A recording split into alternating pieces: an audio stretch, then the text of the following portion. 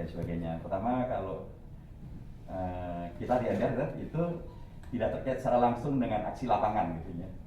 Kami di MPR lebih terkait dengan masalah konstitusi, undang-undang dasar, bagaimana membuatnya, melaksanakannya, mengawalnya gitu. Dan dari sisi ini kami membuat pilar-pilar dasar untuk agar kehidupan beretika dan karenanya bukan pornografi itu menjadi kehidupan yang konstitusional. Itulah karenanya tadi kami masukkan iman, takwa, akhlak yang mulia masuk dalam konstitusi. Itulah karenanya kami memasukkan ketentuan tentang keluarga yang sah. Itu kan keluarga yang bermoral.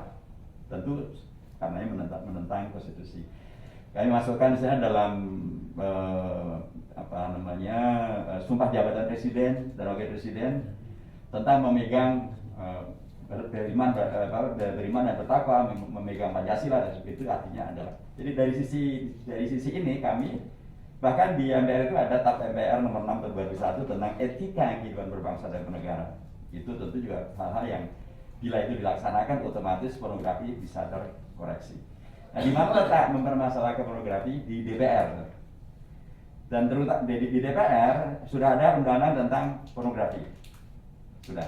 Ada juga undangan tentang ITE. Sehingga undangan ITE itu ada untuk menjerat yang kayak gini. Bukan sekarang malah menjerat. Ini sudah kebablasan sebenarnya. Itu pentingnya berkuasa supaya tafsir konstitusinya nggak ngaco gitu. Nah, termasuk yang spektakuler menurut saya sih kemarin disahkannya undangan tentang KUHP. Undang-undang KUHP itu tadinya ada kekosongan peraturan perundangan yang bisa kalau dibiarkan bisa menghadirkan pornografi dan bahkan perzinahan, maaf, yang tidak terkendali. Karena apa? Di KUHP yang lama itu yang namanya perzinahan dan karena dikenakan sanksi hukum itu hanyalah bisa dilakukan, itu hanyalah kalau dilakukan oleh yang sudah berkeluarga dengan yang belum berkeluarga, itu perzinahan. Tapi kalau yang sudah berkeluarga dengan yang berkeluarga yang lain, bukan perzinahan. Kalau sesama yang belum berkeluarga, bukan perzinahan. Kalau dilakukan oleh sesama sejenis, laki dengan laki, perempuan dengan perempuan, bukan perzinahan. Itu dulu. Alhamdulillah sekarang kita berhasil mengesahkan undang-undang KUHP yang menegaskan itu semua terlarang. Dengan pernyataan bahwa perzinahan adalah dengan perluasan makna perzinahan, yaitu perzinahan adalah segala hubungan seksual yang terjadi di luar pernikahan yang sah. Sudah, semua masuk situ. Berkeluarga, nggak berkeluarga, belum berkeluarga, laki, perempuan, semuanya bila di luar pernikahan yang sah adalah perzinahan. Nah, ini salah satu bentuk bagaimana kami mencegah adanya pornografi dan meruyaknya pornografi. Nah, adapun aksi-aksi pornografi itu penyelesaiannya sebenarnya bukan di DPR, penyelesaiannya di eksekutif. Jadi itu ada polisi, ada jaksa, ada hakim, ada pemerintah gitu. Yang harusnya segala penyimpangan ini diselesaikan oleh beliau-beliau. Di mana letak DPR? DPR melaksanakan peran yang namanya fungsi kontrol. Kita mengkritisi pemerintah, itulah yang dilakukan kawan-kawan kita di Komisi 3, di Komisi 2, di Komisi 8, Komisi 10. Segala yang terkait dengan penyimpangan-penyimpangan dari aturan yang adalah tidak etis dan sebagainya, ada pornografi, di situ kita kritisi. Tapi yang melaksanakan bukan DPR, karena kami nggak pernah yang melaksanakan adalah eksekutif ataupun yudikatif, penegak hukum. Kami mengingatkan, kami mengkontrol, seperti para dai juga, kami bambang rasulul balak gitu ya. Tapi balaknya kami di DPR bisa ngebrak meja, Pak. Balaknya kami di DPR bisa panggil. Ya, tapi karena terlalu banyak masalah, seringkali ini belum selesai masalah ini berkejaran. Ini karena ya mohon maaf, kalau pemegang kekuasaannya bermasalah ya ini muncul masalah baru. Tapi kalau pemegang kekuasaannya adalah yang bisa menjadi yang mencerahkan, menjadi solusi, ya ini akan terus. Saya kira demikian untuk harapan dari kita, jazakumullah khair. Ya insya Allah itu ada di komitmen kita semuanya. Kita saling berdoakan agar kita diistiqomahkan oleh Allah Subhanahu Wa Taala. Dan alhamdulillah kan kita semuanya paham bahwa bahkan Rasul saja berdoa untuk diistiqomahkan gitu, apalagi cuma kita. Gitu. Dan salah satu doa Rasulullah yang paling sering dibaca di sujud terakhirnya kan, Allahumma ya muqallibal qulub tsabbit qalbi ala dinik. Kalau beliau saja berdoa, boleh iman kita gitu. Dan kita ya artinya kita bisa berdoa sendiri, bisa juga didoakan, bahkan doa muslim ya akhir muslim Allah ridho baik mustajab. Berdoa balik sekalian juga akan. Jadi memang demikianlah kondisinya. Dalam konteks demokrasi sesungguhnya kebangkitan itu semakin mungkin sebenarnya. Karena demokrasi itu kata kuncinya hanya sederhana kok. Banyak-banyakan suara. Siapa yang mendapatkan suara lebih banyak dia menang. Lah, terus kok umat Islam kalah? Nah, itu permasalahannya. Nih, umat Islam yang dipilih apa gitu loh. Kalau babnya partai-partai kan ya sudah jelas semua partai itu apa ada yang masih katakanlah di alam gaib kan nggak ada. Semua partai sudah jelas. Track recordnya jelas, perilakunya jelas.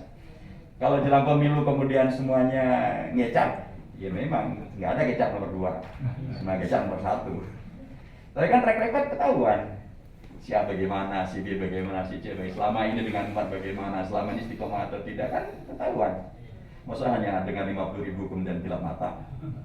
Nah, disitulah juga peran dakwah kita untuk menyadarkan umat tentang oke lah, semua perlu dengan uang, maklum lah gitu. Tapi masuk kemudian akidahnya digadaikan dengan 50.000 dan termasuk juga masa depan bangsa dan negara. Karena untuk memenangkan dalam konteks perjuangan demokrasi itu seringkali selisihnya tidak harus banyak. Ketika saya terpilih jadi ketua MPR tahun 2004, selisihnya hanya 2 suara. Waktu itu kompetitor saya adalah Pak Sucipto, beliau sekjen PDIP. Beliau dipilih oleh 324 anggota MPR. Saya dipilih 326 anggota MPR. Dua suara itu membuat sejarah. Presiden Partai Islam bisa menjadi ketua MPR, terpilih secara langsung. Selisih hanya 2. Ya, artinya kalau umat dan malah 2 ini kemungkinan malah ada yang bukan dari umat Islam nih. Satu, yang jelas ada satu dari PDS itu. PDS itu apa? Tidak sejahtera. Artinya rahmatan alamin Islam itu bisa dinikmati juga sama yang lain sehingga kemudian mereka bisa memberikan apresiasi dan memilih itu. Nah, kalau umat ini tercerahkan, apa yang bisa mengalahkan umat gitu? Ini umat 85% bangsa Indonesia ini adalah umat. Katakanlah separuhnya saja. Itu sudah menang Pak. Separuhnya saja. Karena sekarang misalnya PDIP menang tahun 2019 itu kan hanya 19%. PDIP 19%, nggak besar amat. Paling besar dia menang tahun 99 itu 33%. Nah kalau umat separuhnya saja gitu, berarti separuh itu kan 45%, 40%. Wah menang Pak.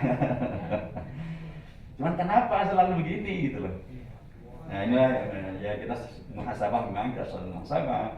Terus juga bekerja lebih baik lagi supaya kemudian kita bisa menghadirkan kemenangan-kemenangan yang kemenangan-kemenangan itu membawa kepada keberkahan dan kemaslahatan bukan hanya bagi umat Islam, tapi bagi bangsa dan negara ini. Karena yang menyelamatkan negeri ini dari dulu juga peran umat Islam itu luar biasa. Yang menyelamatkan dari pemberontakan PKI tahun 48 dan 65 siapa? Ya memang umat Islam dengan tentara, tapi di situ ada peran umat Islam yang luar biasa. Ini kalau kemudian umat Islam melanjutkan peran bersejarahnya, itu akan sangat baik. Nah, tadi terakhir juga terkait dengan masalah pornografi. Kita kan pernah membuat sejarah, Pak. Ketika tahun 2017 kita memenangkan calon gubernur kita. Apa yang terjadi? Ada pusat pornografi di Jakarta, namanya Hotel Alexis. Ya, kan? Udah berapa khutbah, berapa ceramah, berapa istighfar, gitu. Demo juga, angkat ditutup, nggak ditutup kan? Karena gubernurnya waktu itu dia mengatakan itu surga dunia. Maksudnya surga dunianya dia gitu. Kok ditutup? Nggak bisa ditutup. Tapi begitu kemudian kita memenangkan Pak Anies, nggak perlu demo, nggak perlu ceramah, nggak perlu khutbah, cukup beliau tidak menandatangani perpanjangan izin, selesai. Iya begitulah. Karenanya dan itu bisa di mana saja gitu ya, sama saja. Karenanya dulu tidak ada kalau Imam Ahmad bin Hanbal pernah menyampaikan satu ungkapan. Wa anna li da'watun mustajabah la ataitu halil hakim. Kalau aku punya doa yang mustajab, aku akan berikan doa itu untuk para penguasa.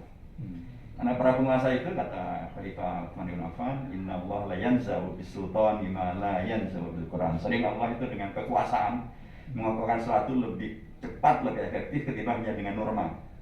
Sekalipun ada dalam Al-Quran. Ya seperti kasus Alexis itu. Jadi sekali lagi memberantas korupsi, pornografi dan kemungkaran yang lain itu memang di negara demokrasi diperbolehkan melalui kekuasaan.